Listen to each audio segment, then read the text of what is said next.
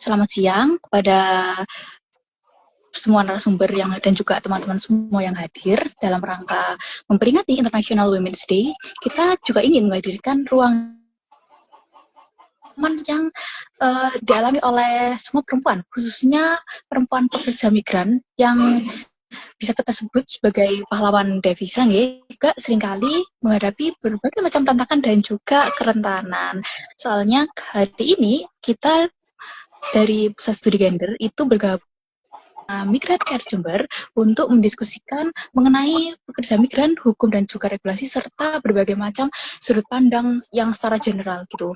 Nah, diskusi pada siang hari ini itu diharapkan nggak cuma untuk menjadi ruang berbagi cerita aja, tapi juga jadi ruang belajar bersama tentang bagaimana pengalaman nyata yang dialami oleh perempuan yang memang terjadi di lapangan. Seperti itu.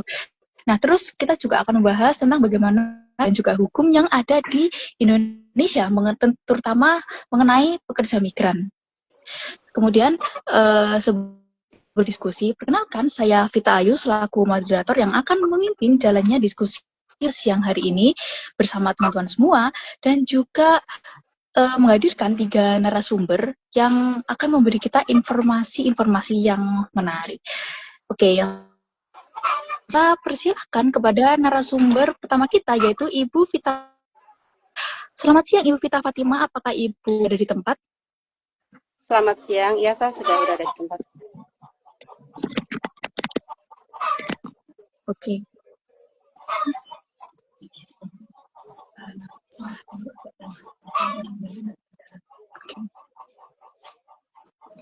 Selamat siang, Ibu. Gimana nih kabarnya, Ibu? Sehat?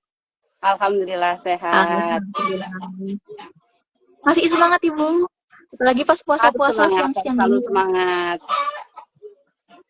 Oke, alhamdulillah. Nah, buat teman-teman di sesi pertama diskusi ini kita hadirkan Ibu Vita Fatima sebagai purna pekerja yang juga akan memberikan kita insight baru dan juga informasi-informasi yang menarik. Benar kan, Bu? Alhamdulillah benar, Mbak. Oke. Nah, jadi buat teman-teman mungkin yang punya kenalan, entah itu temennya, tetangganya, atau mungkin keluarganya ada yang jadi TKW, atau mungkin yang sedang bekerja di luar negeri, bisa tuh komen-komen di kolom komentar untuk cerita gimana sih pengalamannya. Seperti itu. Oke. Langsung saja Ibu Vita. Apakah saya boleh memanggil Ibu Vita? Boleh, karena saya seorang ibu juga. Soalnya saya juga Vita namanya. Baik. Saya ingin bertanya kepada Ibu Vita, latar belakang keputusan Ibu dulu sampai akhirnya memutuskan untuk menjadi pekerja migran itu kira-kira bagaimana, Bu? Apakah memang ada sebab dan juga saya ingin bekerja di luar negeri karena alasan bla bla, atau mungkin bagaimana, Ibu, kalau boleh tahu? Oke, sebelumnya saya mau memperkenalkan diri dulu. Nama saya Vita Fatima. Saya adalah anggota Desbumi Migran Mulia Desa Sidomulyo Kabupaten Jember. Cerita awal saya sampai jadi pekerja migran itu berawal dari keterpurukan ekonomi, sehingga saya harus berangkat menjadi buruh migran, dan itu pun bukan atas kemauan saya sendiri. Dengan berat hati saya harus pergi meninggalkan kedua anak saya yang masih batita waktu itu untuk menjadi pekerja migran di Taiwan. Saat bekerja di sana juga pun sebelum berangkat bekerja, waktu saya di P3KMI dulu, saya itu sempat tertunda keberangkatan 3 kali karena sakit, karena waktu itu kaget karena harus meninggalkan 2 anak saya yang masih batita.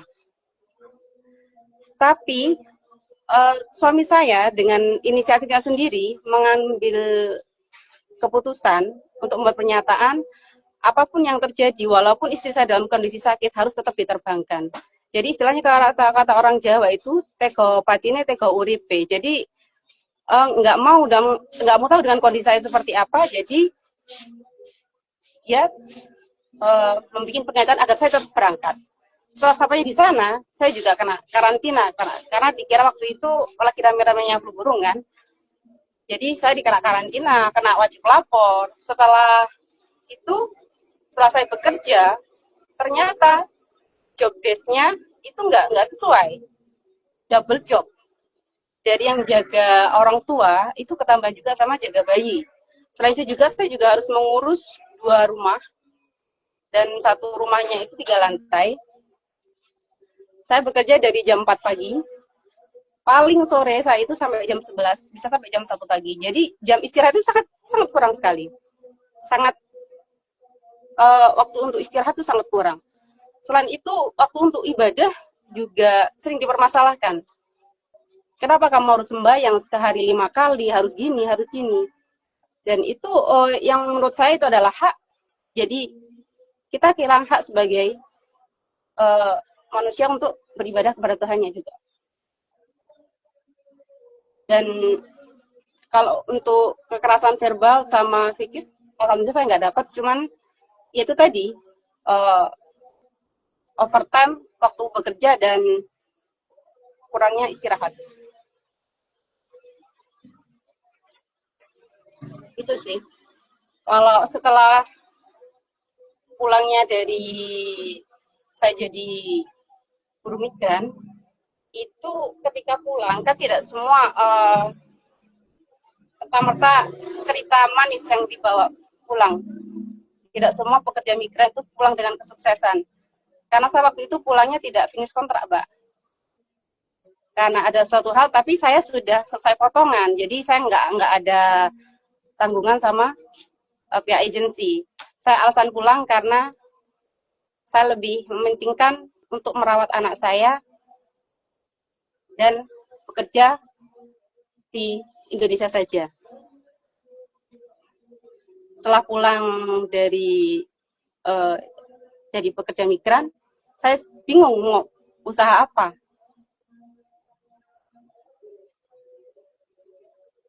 Terus waktu itu sempat saya juga jualan cilok juga sempat. Terus pernah bekerja di suatu perusahaan yang kebetulan juga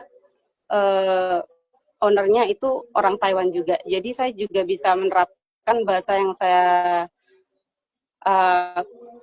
punyai, kemampu itu untuk menjadi translator dan juga jadi juru masak juga waktu itu. Dan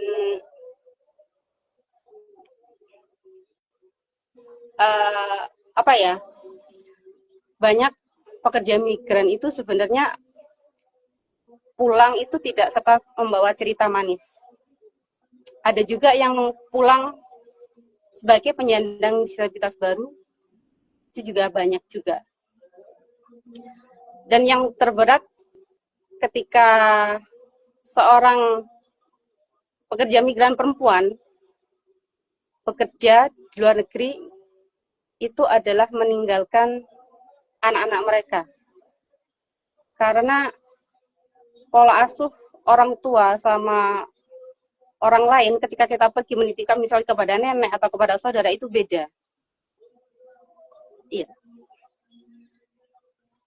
Dan juga kedekatan antara anak sama ibu itu akan berkurang.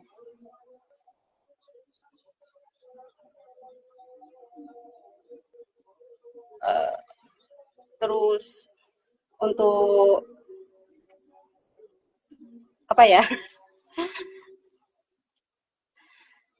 grogi Tapi saya. Ibu sekarang bagaimana? Tidak apa-apa Ibu. Alhamdulillah sekarang alhamdulillah sehat. Sekarang kerjanya selain tani, saya juga jualan kecil-kecilan. Dan ada usaha kolam renang mini ya. Oh, alhamdulillah jika sekarang kondisinya sudah membaik dan juga sehat, saya senang dengarnya. Terus kemudian tadi pengalamannya sedikit gimana ya? Saya juga ngerasa aduh waktu dengar cerita Ibu menjadi pekerja migran, terutama waktu ke Taiwan. Tadi juga Ibu menjelaskan tantangannya dan juga masalah terberat yang dihadapi itu apa. Saya turut sedih waktu itu. Tapi melihat Ibu yang sekarang alhamdulillahnya sudah sehat dan kondisinya seperti yang membaik, saya turut bahagia buat Ibu Vita Terima Fatimah. kasih. Nah, kemudian saya juga ingin bertanya ke Ibu Vita, Iya. setelah nggak lagi menjadi pekerja migran, Ali sudah balik ke Indonesia, kira-kira masalah-masalah yang dihadapi saat menjadi pekerja migran itu masih ada tidak? Atau mungkin muncul tantangan baru di hidupnya di Ibu Vita? Kalau tantangannya sih saya pengennya khususnya untuk tetangga sekitar saya tempat tinggal, saya kepengennya mereka itu, apalagi saya kan jadi anggota Desbumi juga pengurus PPT, saya kepengennya memberikan edukasi kepada masyarakat, khususnya di masyarakat tempat saya tinggal, agar bermigrasi dengan cara yang aman, agar aman dan selamat. Karena masih banyak di Jember ini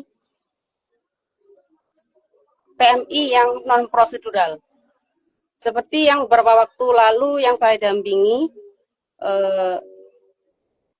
tetangga saya di sini, yang kami dampingi bersama saya dan teman-teman PPT, itu mereka berangkat dengan non prosedural. Kebetulan 2 kasus dan dua-duanya itu ke Timur Tengah. Yang pertama itu menggunakan jasa calo dengan iming-iming mendapatkan pekerjaan cepat, gaji yang tinggi. Tapi kenyataannya mereka berangkat itu pakai visa kunjung. Setelah sampai di negara tujuan pun mereka nggak kunjung bekerja. Dan akhirnya salah satu yang ini yang tidak boleh menyebutkan nama ya, inisialnya katakan Mawar, itu sampai 2 minggu tidak kunjung mendapatkan kejelasan tentang kapan harus bekerja, sehingga memutuskan untuk kabur setelah 2 minggu di negara tujuan. Dan harus bekerja paruh waktu, dan yang membuat itu berat, gaji kadang juga tidak dibayarkan. Ada juga yang mendapatkan infoloker itu dari yang satunya lagi, katakan Mbak Melati, itu dari Facebook, dijanjikan untuk mendapatkan pekerjaan cepat dan mendapatkan fee. Tapi setelah nyampe di sana, fee-nya itu cuma dikasihkan separuh. Setelah itu juga beliaunya juga sempat mendapatkan kekerasan verbal, juga pernah juga mendapatkan kekerasan fisik, bahkan pernah diteror agar tidak kabur, karena tidak sesuai dengan apa yang dijanjikan awal. Jadi si PMI tadi menuntut agar sesuai apa yang dijanjikan sebelum berangkat tadi.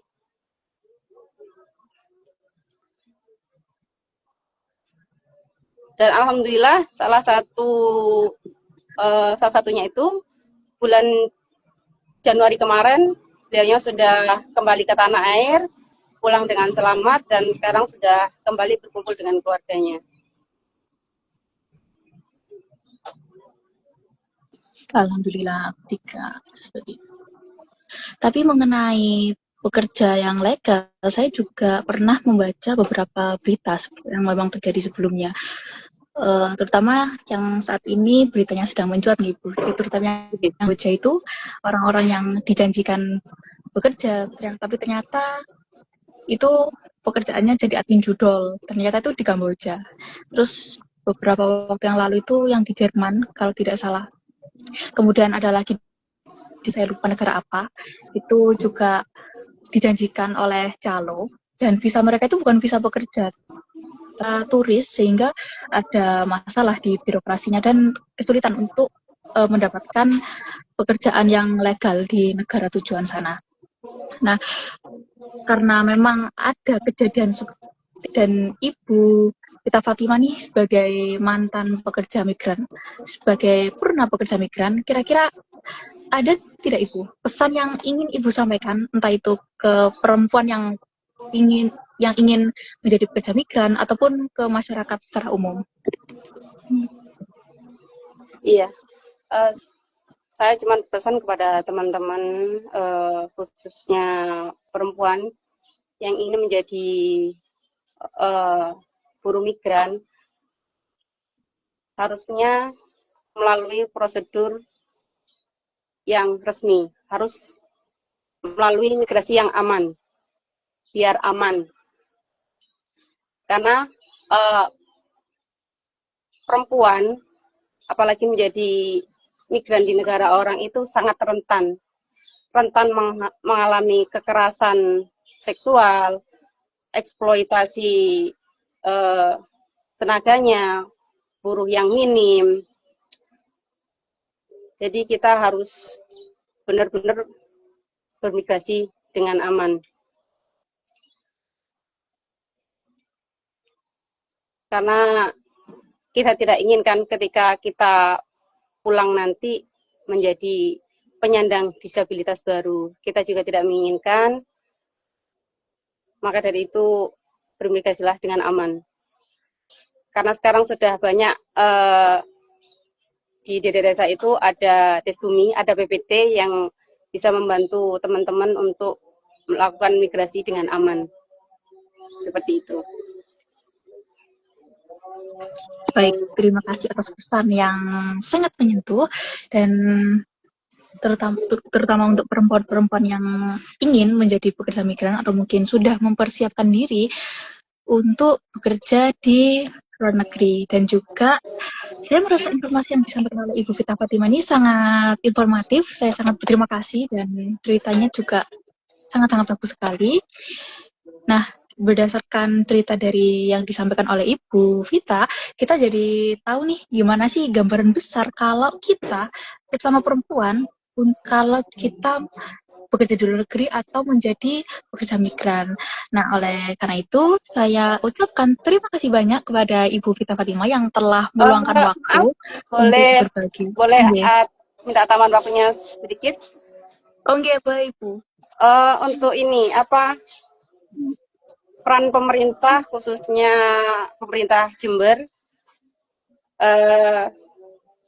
untuk segera mengesahkan Perda Perlindungan untuk pekerja migran Indonesia dan keluarganya.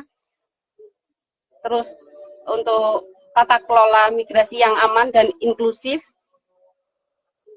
serta akses untuk perlindungan sosial untuk pekerja migran dan pekerja migran disabilitas, akses beasiswa kuliah untuk anak pekerja migran, serta pemberdayaan untuk pekerja migran yang purna. Karena kita pulang juga butuh melanjutkan hidup, ingin tetap berusaha di desa sendiri, di kampung sendiri, tidak harus kembali lagi untuk jadi pekerja migran. Jadi harus berdaya secara ekonomi, harus mandiri, dan tidak ketergantungan lagi untuk jadi pekerja migran. Itu aja, Pak. Makasih. Baik, terima kasih Ibu atas pesan yang sudah disampaikan. Semoga para mendengar pesan-pesan yang disampaikan oleh Ibu dan juga menjamin keamanan dan juga semua pekerja migran, terutama kita bagi perempuan. Oke, sekali lagi saya ucapkan terima kasih banyak Vita Fatima yang sudah meluangkan waktu serta berbagi dan juga pengalaman kepada kita semua. Jadi buat teman-teman ingin bertanya terkait yang diberikan kepada Ibu Vita Fatima, bisa langsung tulis di kolom, karena di akhir diskusi nanti kita akan ada Q&A yang akan menjawab semua pertanyaan teman-teman Jadi tetap stay tune hingga akhir. Nah, di selanjutnya akan ada pembahasan ini regulasi dan juga hukum mengenai pekerja migran yang ada di Indonesia. Dan tentunya di sini saya nggak bisa membantu sendirian ya. Oleh karena itu di sini saya juga mengundang salah satu rekan kita, Kak. Halo Mbak Vita. Oke, gimana nih kabarnya siang hari ini? Alhamdulillah baik. Mbak Vita gimana kabarnya? Alhamdulillah. Emang kan nggak siang-siang gini? Kan udah jamnya, udah untuk jam-jam lapar. Lagi puasa ya. Alhamdulillah semangat terus. Masih semangat. Bisa dong berbagi berbagai macam informasi yang mungkin akan aku tanya-tanya ini ke Mbak Syifa. Siap nggak? Siap dong, boleh banget. Oke, tadi kan kita udah tentang pengalaman perempuan purna pekerja migran dan juga udah berbagi informasi mengenai gimana sih gambaran besarnya perempuan kalau bekerja di luar negeri dan juga menjadi pekerja migran. Nah, di sini saya ingin tahu dan saya juga ingin bertanya ke Mbak Syifa, dalam konteks perlindungan pekerja migran sebenarnya udah ada nggak sih regulasi atau mungkin payung hukum di Indonesia yang secara khusus mengatur perlindungan pekerja migran, terutama untuk perempuan nih? Kira-kira ada nggak, Mbak Syifa? Jadi gini Mbak Vita, untuk perlindungan pekerja migran sebenarnya di Indonesia tuh sudah ada aturan yang mengatur, yakni dalam Undang-Undang Nomor 18 Tahun 2011. Nah, dari analisis saya, undang-undang ini sudah mengalami banyak kemajuan dibandingkan undang-undang yang dulu. Undang-undang yang dulu tuh Undang-Undang Nomor 39 Tahun 2004. Ada beberapa hal yang saya garis bawahi dalam undang-undang yang baru dibandingkan dengan undang-undang yang lama. Jadi, yang pertama dalam hal penggunaan nomenklatur. Jadi, undang-undang yang dulu, Undang-Undang Nomor 39 itu menggunakan nomenklatur TKI atau Tenaga Kerja Indonesia. Sementara dalam undang-undang yang baru diganti dengan PMI atau Pekerja Migran Indonesia. Nah, ada beberapa alasan yang menggarisbawahi kenapa kemudian nomenklatur ini diganti. Antara lain karena adanya pertimbangan moral. Nah, jadi sedikit meluruskan juga, tadi Mbak Vita menyampaikannya TKW atau TKI. Jadi sekarang kita luruskan kembali, kita kembalikan bahwasannya sekarang itu jangan lagi menggunakan nomenklatur TKI atau TKW, tapi gunakan PMI. Karena TKI atau Tenaga Kerja Indonesia itu apabila kita artikan ini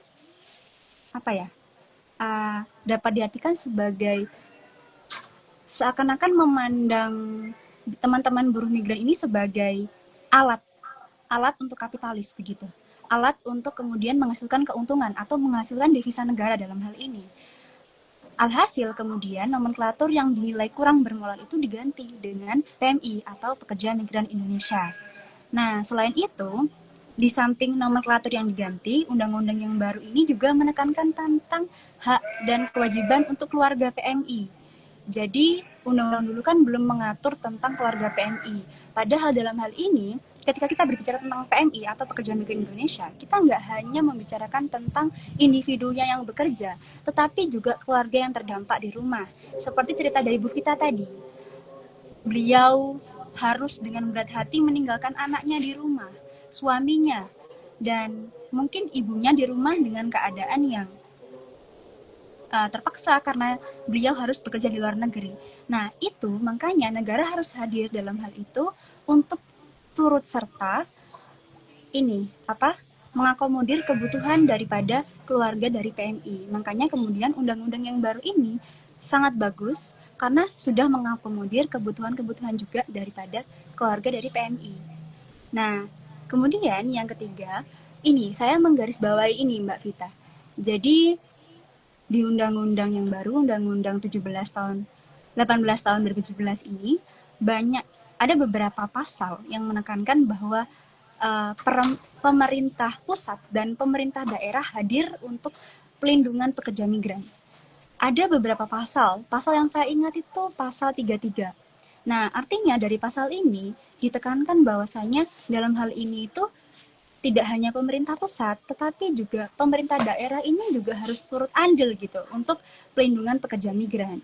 Nah, namun sayangnya seperti yang tadi dikatakan oleh Bu Vita, sayangnya hingga saat ini pemerintah Jember itu belum mengadakan perda, peraturan daerah yang mengatur tentang pelindungan pekerja migran.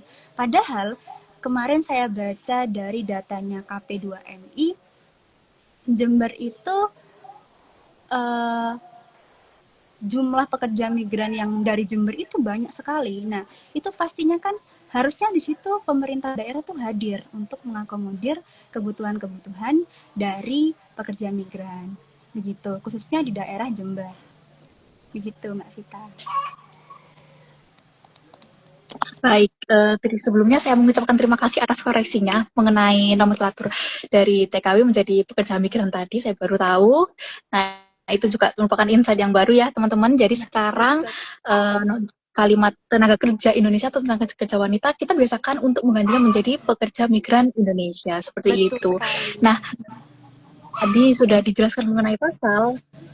Saya juga ingin memperkenalkan ke teman-teman bahwa Mbak Syifa ini juga merupakan mahasiswa Fakultas Hukum Universitas Jember. Jadi tahu bagaimana regulasi dan juga payung hukum yang memang diterapkan di Indonesia.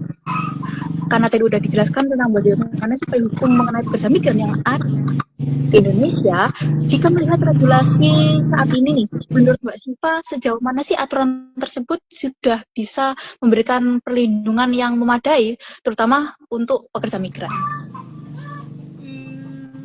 Gini, kalau saya sebagai mahasiswa hukum ya Mbak Vita, berbicara tentang hukum atau lebih ke implementasi hukum, itu ada beberapa hal yang perlu kita perhatikan.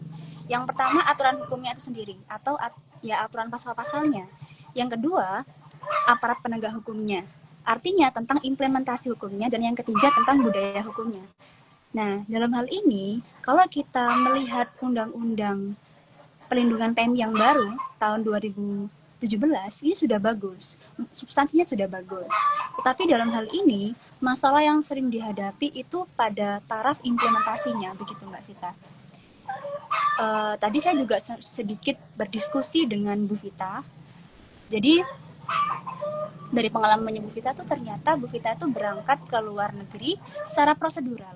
Tapi kok bisa Bu Vita terus mengalami ini diberikan beban kerja yang berlebih. Padahal kan sudah ada kontrak kerjanya, sudah ada perjanjian kerja. Kenapa bisa seperti itu?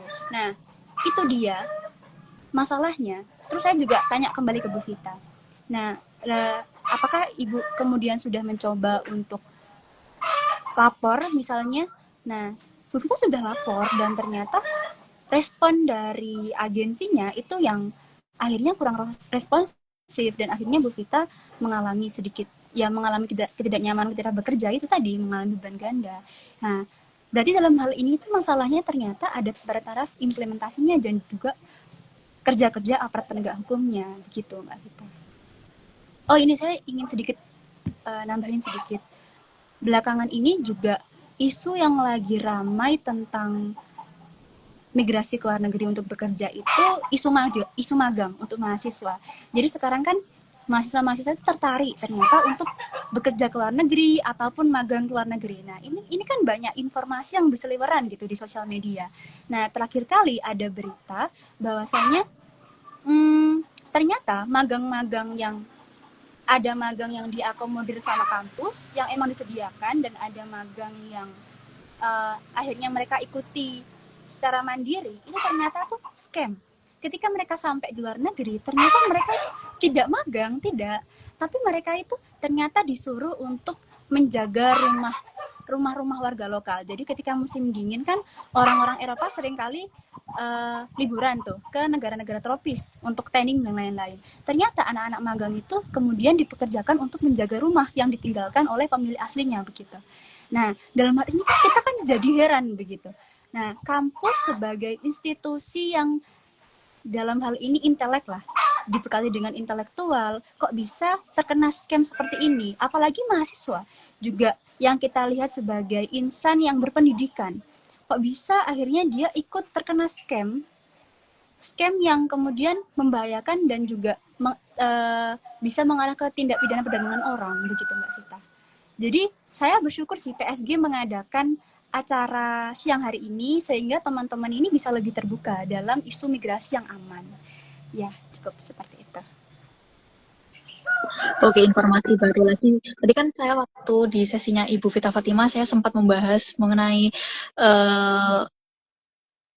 visa yang digunakan ketika mendaftar menjadi pekerja migran, ternyata itu bukan visa pekerja tapi visa turis, itu juga salah satunya. Dan saya juga ingat sekali berita yang disampaikan oleh Mbak Syifa tadi mengenai mahasiswa yang diiming-imingi magang tapi ternyata itu menjaga rumah warga-warga lokal yang sedang bermigrasi ketika musim dingin. Saya ingat banget. Nah, ini tadi juga ada komentar dari Forzani Tongjaya tentang mulai calon menjadi PMI hingga purna PMI perlu ada aplikasi yang dapat melindungi pemerintah seperti Kementerian Tenaga Kerja, bisa replikasi Gojek dan lain agar masyarakat bisa mendapatkan informasi dan juga mengawasi. Nah, saya juga sangat setuju karena menurut saya pribadi informasi yang efektif itu bisa diterapkan apabila dari satu pintu saja. Jadi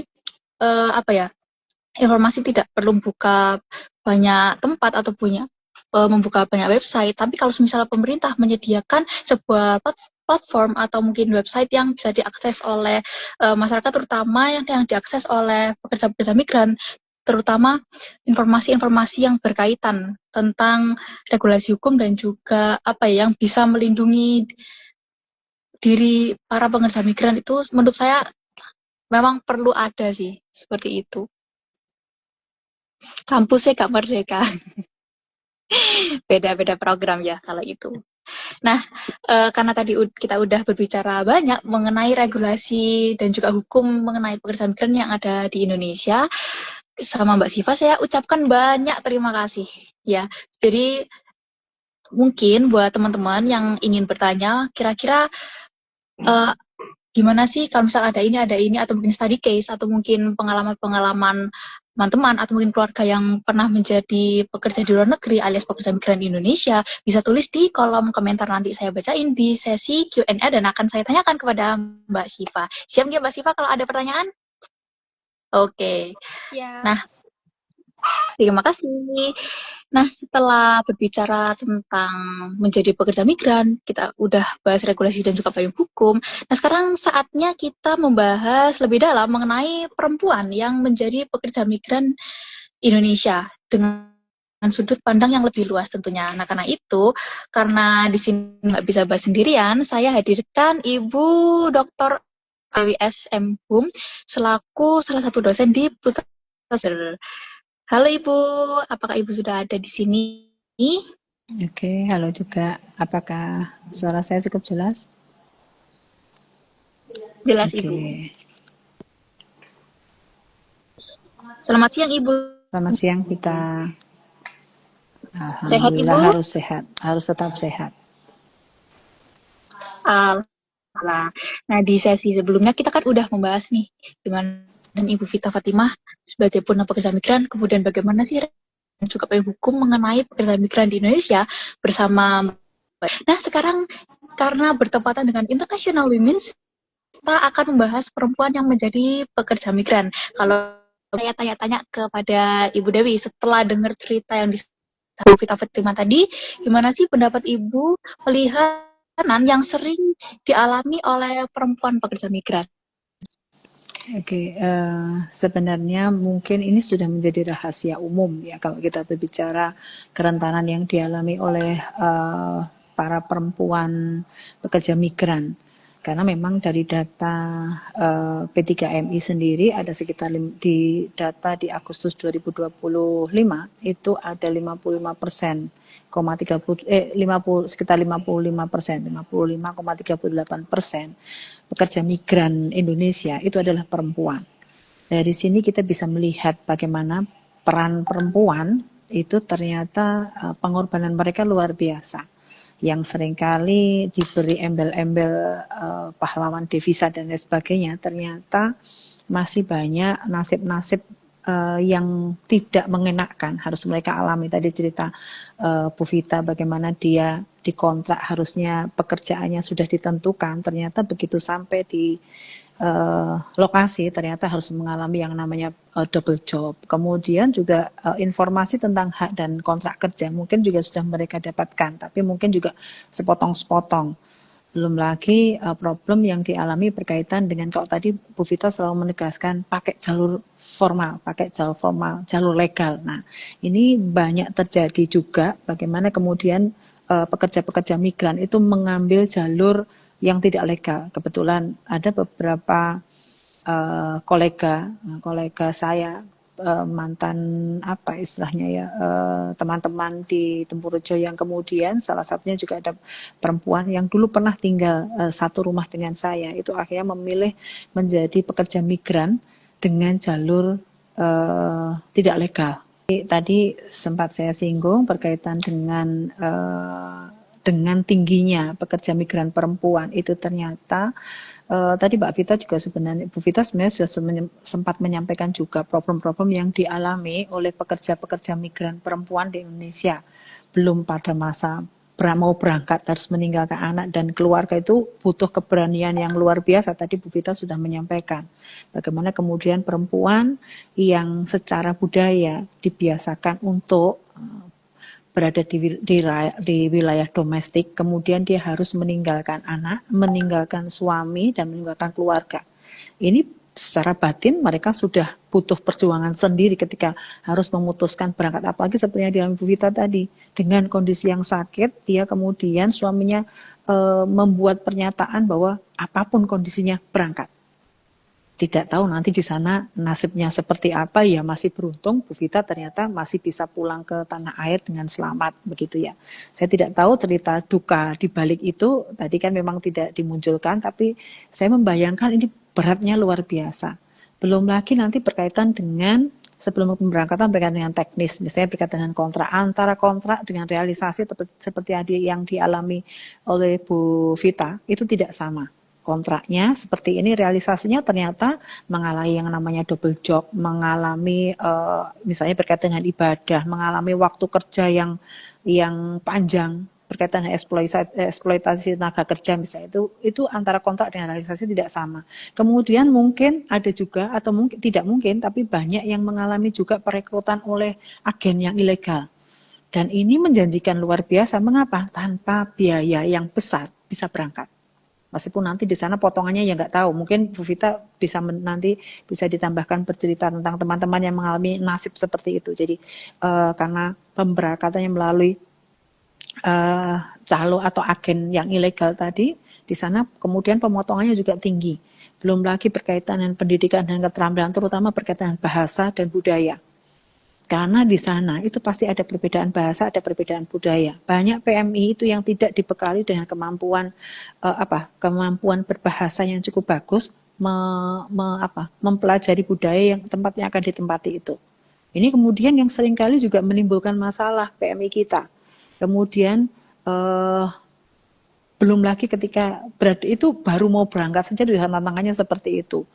Begitu berada di lokasi, ini banyak sekali terjadi. Tadi Bu Vita juga menyampaikan double job, kemudian ibadah dibatasi, kemudian intinya eksploitasi tenaga kerja, kemudian gaji, misalnya gaji tadi Bu Vita sempat menyinggung kalau tidak salah ya, gaji yang kemudian dipotong dan tidak dibayarkan. Belum lagi kekerasan yang dialami oleh PMI, terutama PMI perempuan. Kalau tadi Bu Vita menyampaikan ada pulang menjadi disabilitas, itu tidak sedikit kalau kita melihat itu, atau yang kita tahu di berita itu. Ini menjadi, kemudian belum lagi bantuan hukum bagi pekerja migran kita yang ada di sana misalnya. Sehingga ketika mereka mengalami kekerasan, mereka belum tentu tahu harus kemana mereka lari, di mana mereka harus mengadu misalnya. Nah, itu problem-problem yang dialami oleh pekerja migran, khususnya mungkin ini secara general, tapi itu karena jumlah PMI atau pekerja migran Indonesia itu 55% itu perempuan, tentu lebih banyak dialami oleh perempuan daripada laki-laki. Kira-kira seperti itu. Begitu Mbak Vita, sepintas itu. Baik, terima kasih penjelasannya mengenai gambaran kenapa sih migran perempuan itu lebih sering menghadapi risiko karena memang perempuan sendiri juga merupakan kelompok yang rentan menurut saya. Tapi melihat dari pengalaman pekerja migran dan juga regulasi yang ada, kira-kira menurut Bu Dewi ini yang dihadapi oleh perempuan yang menjadi pekerja migran itu lebih banyak berkaitan dengan persoalan individu atau yang memang belum berpihak kepada perempuan. Jelas nyata sebenarnya ini lebih pada sistem di Indonesia. Aturannya banyak memang. Tadi Mbak Hawa juga sudah menyampaikan banyak aturan-aturan yang itu sebenarnya harusnya sangat melindungi pekerja migran Indonesia khususnya perempuan. Tapi pada tataran realita ternyata banyak celah-celah lain yang kemudian dimanfaatkan, yang justru merugikan pekerja migran Indonesia. Itu yang kemudian terjadi. Apalagi ketika seorang, terutama ini kan kalau kita melihat dari angka di Agustus 2025 ada 55% pekerja migran Indonesia itu perempuan. Ini bisa kita lihat bagaimana perempuan pada akhirnya memilih saya yakin itu tidak dengan dengan senang, dengan senang memilih atau apa istilahnya, dengan ya memang berniat untuk bekerja sebagai PMI begitu ya. Tapi karena ada faktor keterpaksaan keadaan yang membuat mereka harus meninggalkan keluarga. Ini berkaitan dengan misalnya muncul stereotip pekerja, mungkin ada stereotip, saya tidak tahu secara di lapangan misalnya yang saya jumpai memang ada stereotip yang negatif berkaitan dengan pekerja migran. Kok iso sih ninggalin keluarga dan lain sebagainya. Mungkin ada seperti itu, saya nggak tahu, mungkin Bu Vita nanti sempat bisa menjelaskan itu, ya, sempat dialami atau tidak. Tapi saya yakin tidak ada perempuan yang sebenarnya dengan sukarela ya sudahlah saya meninggalkan yang penting dapat duit banyak. Tidak, pasti dalam posisi keterpaksaan memilih bekerja sebagai PMI. Harus meninggalkan anak, meninggalkan keluarga. Ini satu hal yang luar biasa, perang batin yang saya yakin itu tidak mudah. Belum lagi di sana nanti mereka harus mengalami seperti apa kondisinya. Kondisinya karena ada perbedaan negara yang kemudian di sana pasti ada perbedaan bahasa, perbedaan budaya, belum lagi berkaitan dengan perlindungan hukum yang itu juga mereka juga mungkin masih meraba-raba itu. Itu yang membuat sebenarnya menjadi tantangan tersendiri yang kemudian nih sistem ini belum settle untuk pekerja migran khususnya perempuan, apalagi dengan jenis kelamin tadi, ada laki-laki dan perempuan menjadi rentan sekali karena melalui ancaman, melalui intimidasi berkaitan dengan reproduksinya itu mereka rawan sekali, belum lagi urusan fisik begitu ya. Ini yang kemudian kalau tadi Bu Vita sempat menyampaikan pulang menjadi disabilitas, belum lagi ya mungkin yang beruntung juga banyak, tapi banyak juga yang ternyata tidak. Tadi kalau Bu Vita menyampaikan pulang itu tidak selalu membawa hal yang indah. Belum lagi nanti pada waktu kepulangan misalnya di bandara mengalami berbagai macam istilahnya ya intimidasi dan lain sebagainya, mengalami macam-macam seperti itu. Belum lagi di rumah nanti tiba-tiba ternyata keuangan yang selama ini dicari ternyata sampai rumah ternyata habis misalnya. Ini menjadi PR, makanya tadi Bu Vita salah satu yang itu mungkin harus dipertimbangkan adalah rekomendasi untuk pelatihan, akses pelatihan, kemudian akses akses pendanaan untuk kelanjutan hidup pekerja migran. Jadi tidak selamanya mereka harus menjadi pekerja migran. Bagaimana mereka pulang kemudian bisa melanjutkan hidup dengan misalnya dengan keterampilan yang mereka dapat, kemudian mendapatkan pendanaan. Saya tidak tahu apakah kemudian berupa hibah atau apapun itu, tapi diberi pelatihan kemudian tidak diberi modal untuk melanjutkan pelatihan itu kemudian direalisasikan dalam sebuah usaha. Ini juga menjadi sia-sia gitu loh. Intinya seperti itu. Begitu. Jadi menurut saya juga sistem masih sangat jauh dari keberpihakannya pada kepentingan perempuan migran. Purna migran maupun migran, begitu. Baik Ibu, saya pribadi sebenarnya yang dialami oleh para pekerja migran, terutama jika kita mendengarkan berita ketidakadilan dan juga mungkin yang pekerjaannya dengan kontrak kerja, saya merasa bahwa lemahnya regulasi hukum itu meruhi hal-hal tersebut. Sehingga kalau menurut saya, ya, permasalahannya memang ada di sistem. Nah, dalam peringatan Hari International Women's Day hari ini, kira-kira menurut Bu Dewi nih, bagaimana sih seharusnya kita memaknai hari ini ketika kenyataannya atau Indonesia banyak perempuan termasuk yang menjadi pekerja migran, mereka menghadapi kerentanan.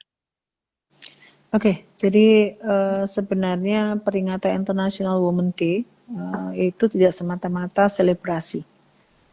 Itu intinya. Masih banyak PR yang kemudian harus kita tuntaskan berkaitan dengan perlindungan pekerja migran, khususnya untuk perempuan. Ini karena dari sekian data terakhir Agustus 2020 menunjukkan ternyata pekerja migran perempuan itu lebih banyak dibandingkan pekerja migran laki-laki. Bukan berarti kemudian kalau laki-laki diabaikan, bukan. Tapi ada beberapa hal yang memang dari sistem itu tadi harus betul-betul disiapkan sampai pada tataran realisasi sistem itu. Ini seringkali kan aturan, kemudian realisasi sistem, kemudian ini yang kemudian seringkali mengalami ada keterputusan di situ. Misalnya bagaimana sih memotong agar bisa diputus pekerja-pekerja migran yang berangkat dari jalur yang ilegal misalnya. Ini hal yang krusial karena apa? Begitu mereka berangkat dari jalur yang ilegal, mereka secara perlindungan hukum atau perlindungan itu jelas mereka jauh. Yang berangkat dari jalur resmi saja seperti tadi Bu Vita menceritakan, nih loh kontraknya itu pekerjaannya ini, kemudian ternyata realisasinya itu juga realisasinya ternyata double job. Nah misalnya seperti itu dengan masa kerja yang panjang begitu, itu yang kemudian hal yang perlu dipertimbangkan sehingga dengan di momentum Hari Perempuan Internasional ini sebenarnya perlu kita ingatkan pada pemerintah ini bagaimana kita kemudian bisa memperkuat perlindungan bagi pekerja migran khususnya perempuan, kemudian kita pastikan bahwa perempuan-perempuan pekerja migran yang katanya merupakan pahlawan devisa, nah ini bisa bekerja dengan aman, kemudian bermartabat dan mendapatkan keadilan dan pulang dalam kondisi yang baik-baik saja. Demikian juga untuk keberlanjutan hidup mereka di sini. Jadi tidak sekedar bahwa mereka hanya diberi embel-embel sebagai pahlawan devisa negara, tapi bagaimana pemerintah bisa memperlakukan mereka. Nah, itu sesuai dengan predikat pahlawan devisa tadi. Pahlawan itu kan seseorang yang betul-betul kita hormati, kita hargai, kemudian seperti itu harusnya begitu, sehingga jangan hanya diberi embel-embel sebagai pahlawan devisa, tapi bagaimana kemudian pemerintah bisa memperlakukan mereka itu juga secara lebih bermartabat dan lebih manusiawi. Itu aja.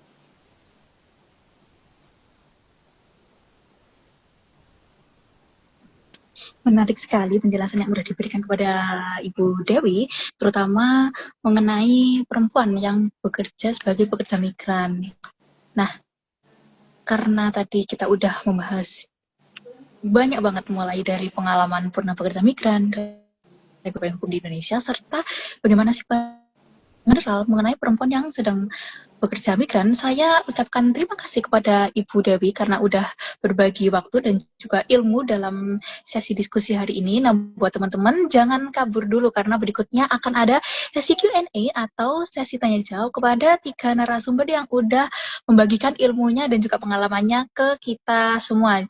Nah, karena di sesi diskusi pada live kali ini, saya tidak membatasi jumlah pertanyaan yang masuk ke kolom komentar, tapi apabila teman-teman ada penjelasan yang kurang dimengerti atau mungkin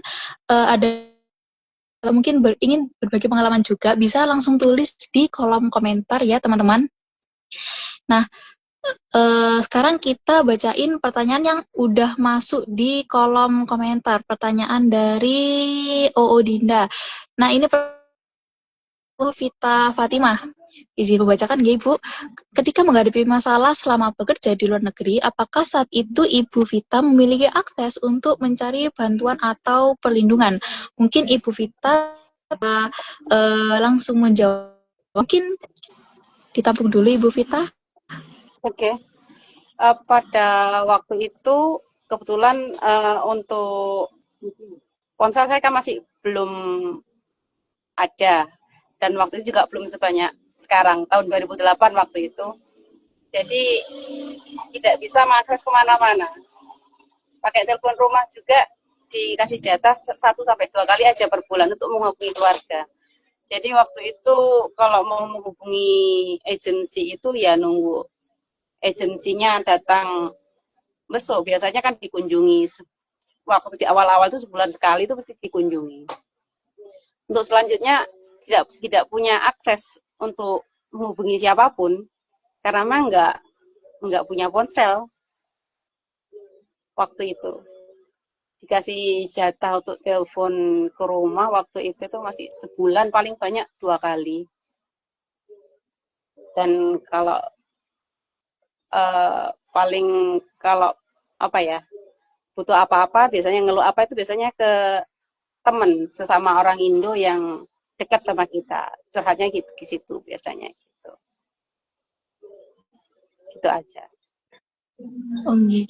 Kalau menghadapi masalah seperti itu, kalau boleh tahu, apakah Kedutaan Besar Republik Indonesia ada turun tangan atau mungkin bantuannya gitu?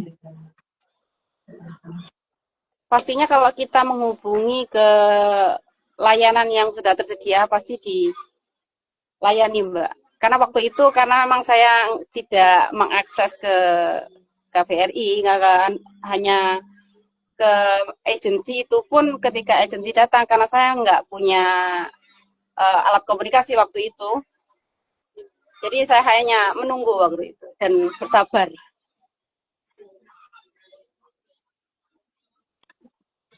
Baik, terima kasih atas jawaban yang udah daripada Ibu Vita Fatima. Dan sekarang kita akan lanjut ke pertanyaan selanjutnya dari Odinda lagi. Untuk Kak Syifa nih. Apakah ada bagian dari regulasi terkait perjaminan bahwa masih perlu diperbaiki atau diperkuat agar perannya benar-benar efektif? Silakan untuk Mbak Syifa mungkin bisa dijawab. Mbak Vita mungkin bisa diulangi pertanyaannya, tadi sinyalnya sedikit roboh. Oh ya, akan saya ulangi. Apakah ada bagian dari regulasi terkait pekerja migran yang menurut Kak Hawa masih perlu diperbaiki atau diperkuat agar perlindungannya benar-benar efektif? Baik, terima kasih. Kalau menurut saya secara normatif, secara substantif itu regulasi kita sudah cukup kuat. Namun yang perlu kita kritisi itu pada bagian implementasinya. Jadi gimana penegak hukum itu menerapkan hukum-hukum yang sudah tertulis tadi itu. Jadi itu yang harusnya dilakukan. Begitu, Mbak Vita.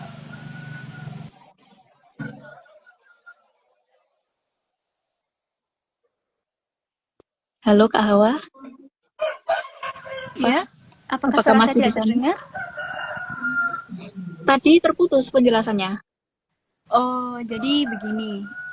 Kalau sejauh pengamatan saya, tidak ada masalah dengan regulasi. Jadi regulasi yang sekarang diberlakukan itu sudah cukup kuat secara normatif, secara substantifnya. Namun, memang yang perlu kita benahi itu lebih kepada penegakan hukumnya. Jadi bagaimana kita memaksimalkan kerja-kerja aparat penegak hukum sehingga aturan yang memang tertulis itu bisa benar-benar terlaksana begitu. Baik, terima kasih jawaban yang udah diberikan dari Mbak Syifa. Nah, untuk pertanyaan selanjutnya, ini untuk Ibu Dewi ya. Dari Odinda lagi, saya bacakan pertanyaannya. Menurut Ibu Dewi, apa yang sebenarnya perlu direfleksikan oleh masyarakat ketika masih banyak perempuan yang menghadapi tekanan? Contohnya yang dialami oleh perempuan pekerja migran. Oke. Berkaitan dengan refleksi ketika masih banyak perempuan yang mengalami kerentanan, ini satu hal saja, berani untuk berbicara atau speak up.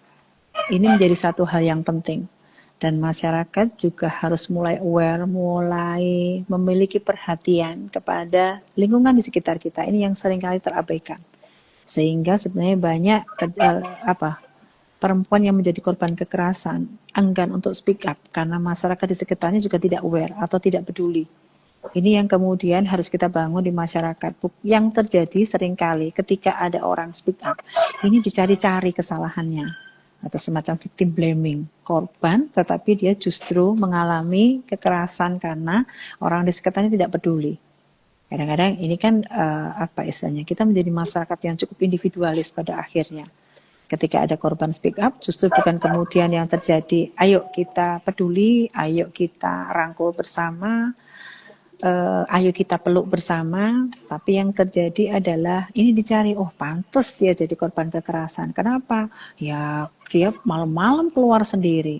Ya pantas dia jadi korban kekerasan. Wong keluar juga pakai hot pen dan lain sebagainya. Itu yang kemudian seringkali netizen julid itu seringkali bermunculan sehingga orang itu ketika mau speak up, terutama perempuan yang mengalami kekerasan itu seringkali mau speak up itu berpikir panjang. Kalau saya berbicara, kira-kira dampaknya seperti apa? Nanti saya kayak mendapat stigma yang tidak baik. Kayak kemudian keluarga saya nanti malu dan lain sebagainya. Itu yang kemudian membuat perempuan yang menjadi korban kekerasan itu sering, kekerasan apapun yang terjadi pada perempuan, itu seringkali mereka enggan untuk berbicara. Orang untuk berbagi cerita saja seperti yang dilakukan Bu Vita. Perempuan itu juga mungkin tidak banyak yang berani melakukan itu. Tidak banyak yang mau berbagi cerita bahwa ketika saya jadi PMI ini loh yang saya alami. Ketika saya menjadi misalnya korban pelecehan seksual, ini loh yang saya alami. Ini yang seringkali terjadi sehingga kita seolah-olah menormalisasi kekerasan yang terjadi pada perempuan. Seringkali dinormalisasi. Enggak cuma di sweet-sweet aja tersinggung. Enggak cuma dikasih gambar begini saja tersinggung dan sebagainya. Itu yang seringkali terjadi. Kita seringkali menormalisasi kekerasan pada perempuan itu. Ini yang ayo kita hentikan itu. Ayo kita mulai peduli, ayo kita mulai berani untuk berbicara ketika kita mengalami kekerasan dalam bentuk apapun itu. Itu saja mungkin. Baik, terima kasih. Jawaban yang sangat luar biasa oleh Ibu Dewi. Kemudian pertanyaan selanjutnya ini dari Fauzan REHF. Apa harapan Anda untuk perlindungan pekerja migran ke depan? Based dari pengalaman Bu Vita yang mungkin orang awam tidak tahu. Ini pertanyaan untuk saya sepertinya ya. Baik, karena saya akan jawab harapan saya untuk perlindungan pekerja migran ke depan, semoga ke depannya tidak hanya regulasi atau payung hukum saja yang bisa melindungi perempuan-perempuan dan juga semua pekerja migran yang sedang bekerja di luar negeri, karena mau nggak mau kita juga menyadari bahwa permasalahan yang dihadapi oleh pekerja migran di luar sana itu memang sistemik, tidak hanya dari pemerintah, agen, calo, ataupun pekerja ataupun penyedia pekerjaan itu sendiri. Menurut saya, apabila sistemnya diperkuat dan dengan cara jika regulasi yang diperkuat, kemudian ada jaminan yang untuk menjamin keselamatan dan juga keamanan pekerja migran itu bisa diperkuat, dan juga untuk agensi itu membuat sebuah regulasi atau jaminan, membuat jaminan, dan itu bisa bekerja sama dengan pemerintah untuk menjamin keamanan dan juga keselamatan orang-orang yang sedang bekerja di luar negeri. Kemudian untuk pertanyaan selanjutnya, itu pertanyaan untuk Ibu Vita. Dari Ram.Uni, izin bertanya untuk Bu Vita, dalam perjalanan pulang atau selepas pulang sebagai PMI, apakah ada masalah atau kendala yang dihadapi? Mungkin Ibu Vita bisa menjelaskan kembali, karena seingat saya tadi sudah dijelaskan ketika pulang ke Indonesia. Apakah Ibu Vita hadir di sini? Iya, masih. Oh ya. Alhamdulillah waktu pulang tidak menemui kendala apapun, alhamdulillah lancar. Hanya pas transit di Jakarta itu aja, pas beli kartu perdana harganya berkali-kali lipat, itu aja. Waktu itu perdana 200.000 waktu itu, padahal harganya kalau nggak salah tertera 10.000 atau 5.000, itu aja. Selainnya alhamdulillah aman dan lancar.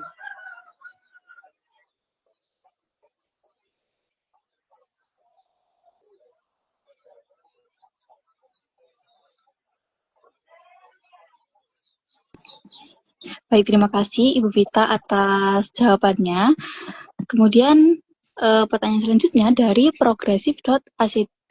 Dari pandangan mahasiswa sendiri, bagaimana peran mahasiswa dan posisi mahasiswa serta apa yang bisa dilakukan oleh mahasiswa untuk mengatasi atau memperjuangkan hak-hak PMI, khususnya perempuan PMI. Nah, kebetulan karena Mbak Syifa ini adalah mahasiswa dan Ibu Dewi ini adalah dosen, mungkin saya persilakan kepada Mbak Syifa terlebih dahulu untuk menjawab pertanyaan yang telah diajukan. Baik, terima kasih Mbak Vita. Jadi pertanyaannya bagaimana kita sebagai mahasiswa bisa berperan untuk mensosialisasikan bagaimana migrasi aman, begitu ya?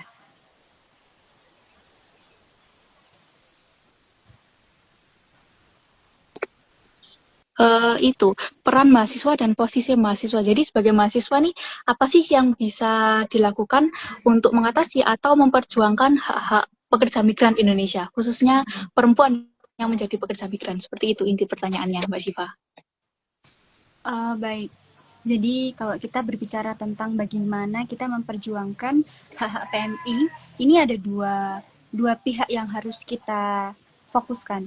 Jadi yang pertama tentu saja pemerintah sebagai pembuat kebijakan, dan yang kedua PMI itu sendiri. Saya mulai dari pemerintah dulu ya. Jadi di sini peran pemerintah itu bagaimana sih? Ya, pemerintah harus mengakomodir kebutuhan PMI dengan cara apa? Dengan cara menyediakan regulasi dan juga layanan yang dibutuhkan PMI begitu. Nah, namun kan sekarang kan banyak kendalanya tuh ini regulasi-regulasi yang pemerintah adakan itu sayangnya masih kurang berpihak kepada PMI.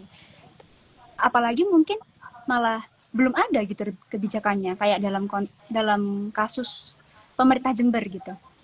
Nah, kemudian untuk mahasiswa ya kita harus mendorong pemerintah untuk akhirnya bisa berpihak kepada PMI dengan cara menyusun regulasi yang memang berpihak kepada PMI begitu. Nah, kita kan sebagai mahasiswa itu selalu dilekati dengan julukan agent of change atau agent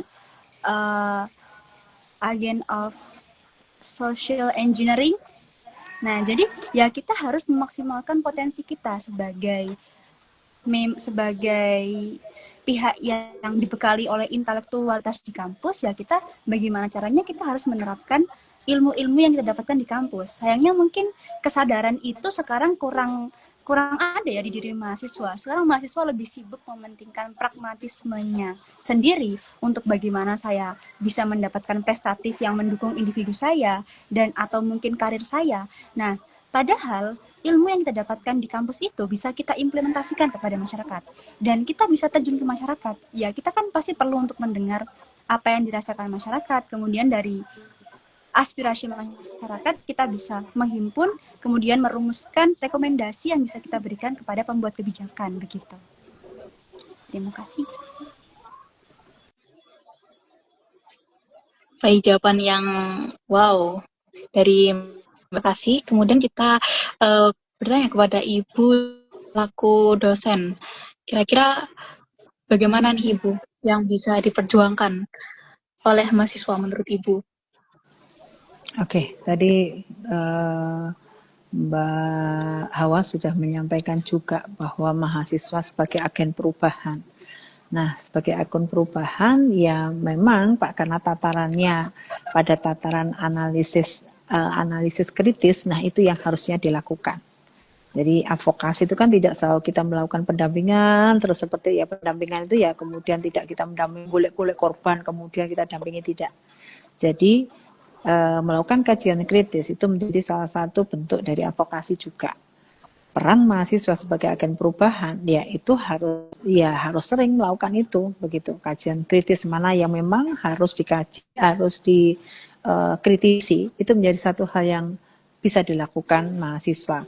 Mengkritisnya melalui apa? Melalui berbagai macam cara bisa dilakukan. Apakah harus aksi turun ke jalan? Kalau emang diperlukan, iya. Kalau enggak, kan bisa dilakukan. Apalagi sekarang media sosial begitu masif, bisa kita gunakan media-media seperti itu. Apalagi generasi-generasi sekarang, itu kan luar biasa tuh. Kalau misalnya mau Instagram, Twitter, dan sebagainya, itu bisa kita manfaatkan untuk membuat kajian-kajian kritis melalui semacam kampanye melalui media sosial. Itu bentuk-bentuk yang bisa dilakukan mahasiswa sebagai agen perubahan tadi. Bagaimana kita melakukan analisis-analisis dan analisis-analisis dan kritik yang cukup membangun berkaitan dengan perempuan pekerja migran. Itu yang bisa dilakukan mahasiswa. Kalau kemudian berkaitan penganggaran dan sebagainya, ini sebenarnya ketika banyak masukan juga, misalnya mendapat apa istilahnya ya, pemerintah sebagai penyelenggara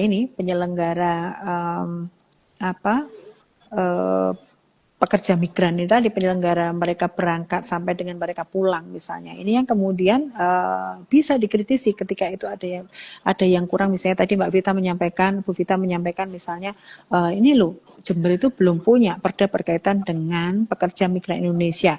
Mereka pulang dengan kondisi misalnya ketika mereka pulang ternyata mengalami ketidakadilan, mengalami kekerasan, mengalami opresi dan sebagainya. Mereka harus bagaimana ketika di sana dan sebagainya. Itu pekerja-pekerja migran yang berasal dari Jember, ketika ada perda ini bisa pemerintah daerah itu punya